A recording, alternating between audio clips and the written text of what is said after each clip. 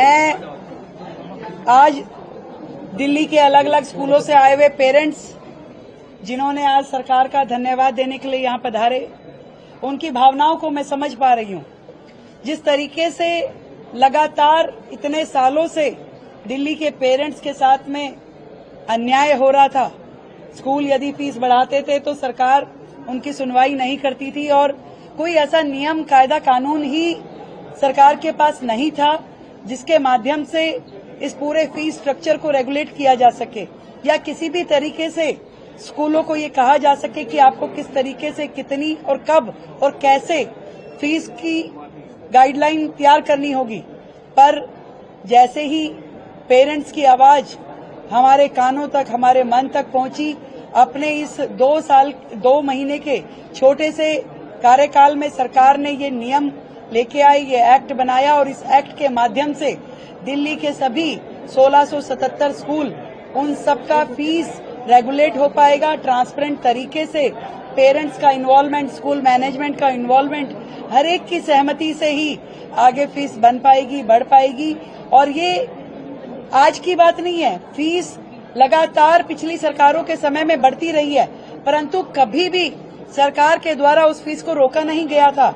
पहली बार दिल्ली सरकार ने ये कदम उठाया, एक्ट बनाया, और वो एक्ट जो अपने आप में फुल प्रूफ है, जिसमें हर एक के साथ न्याय है। मैं आप सबको, पूरी दिल्ली की जनता को ये विश्वास दिलाना चाहती हूँ कि वो समय जल्द आएगा जब दिल्ली के स्कूल, दिल्ली के सरकारी स्कूल इतने मजबूत कर दिए जाएंगे, इतने सुव्यवस्थित कर दिए जाएंगे, अपडेटेड कर दिए जाएंगे कि आपका मन प्राइवेट स्कूलों को छोड़ के दिल्ली सरकार में अपने बच्चे को भेजने का मन होगा। दिल्ली के सरकारी स्कूलों को हम वो रूप देंगे और वो मजबूती देंगे कि हमारे दिल्ली सरकार के स्कूल में बच्चे आए, पेरेंट्स उन्हें भेजना चाहें। प्राइवेट स्कूलों के बशर्ते दिल्ली सरकार के स्कूल और मजबूत और बेहतर बनेंगे। मैं दिल्ली की जनता को, दिल्ली के पेरेंट्स को, दिल्ली के बच्चों को बधाई देती हूँ कि ये कानून जो बना है, इसको तुरंत हम हाउस बुला करके इसके ऊपर मोहर लगा के दिल्ली के लोगों को इसे सौंपेंगे। हमारी सरकार ने 2 महीने के छोटे से कार्यकाल में नरेंद्र मोदी जी के मार्गदर्शन में, मुख्यमंत्री रेखा गुप्ता जी के नेतृत्व में राजनीतिक इच्छा शक्ति दिखाई है और पिछली सरकारों की तरह, विशेष तौर पे आम आदमी पार्टी की सरकार की तरह इन बच्चों को लूट का साधन बनाने के रस्तों को बंद करने का काम किया है। ये काम उनके पास भी करने का मौका था, मगर उन्होंने बच्चों के मानसिक दबाव को, बच्चों के ऊपर दबाव डाल के उनके पैसे जो स्कूल छीन रहे थे, एक्सटॉर्ट कर रहे थे, उससे अपनी राजनीतिक महत्वाकांक्षाओं को पूरा करने के लिए स्कूलों से अंडर द टेबल सेटलमेंट करने का काम किया था। 27 साल से हर साल फीस बढ़ती थी।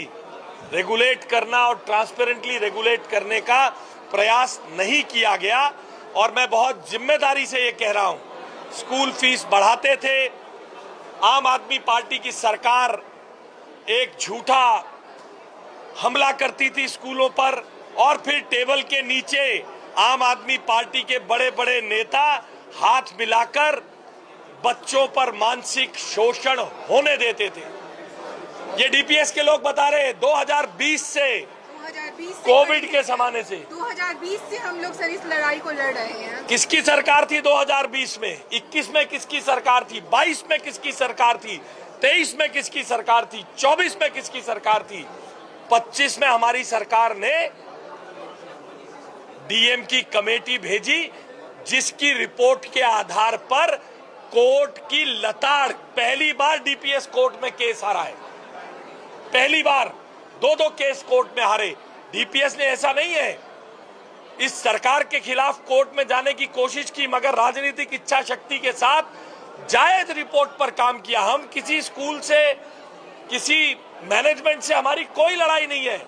हमारा केवल एक पर्पस है, हमारे स्कूल, दिल्ली के बच्चों का मानसिक शोषण, उनका इमोशनल अत्याचार बंद होना चाहिए।